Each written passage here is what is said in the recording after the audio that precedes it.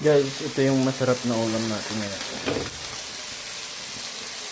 Inuna natin muna yung tangkay ng kangkong. Kasi sinama natin na. Para mauna siyang lumambot. Tapos ito yung kanyang dahon.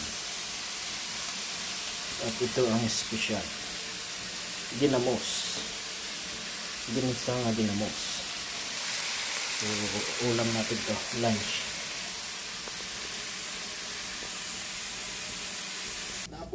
Tsaka ito. Tuna pili. Tuna balls pala. Tuna balls. Ayan. Lagyan na natin ito para manuot. Haluin na natin. Tapos takpan.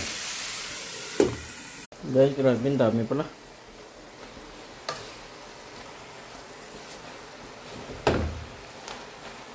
Ayan, ganito.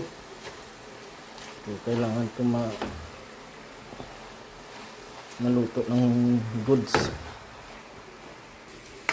Ayan. Takpan lang natin ng ilang minuto, guys. Ito yung partner natin, guys. Sinangag. Para literal na almusal. Pero oras na ng tanghalian ngayon.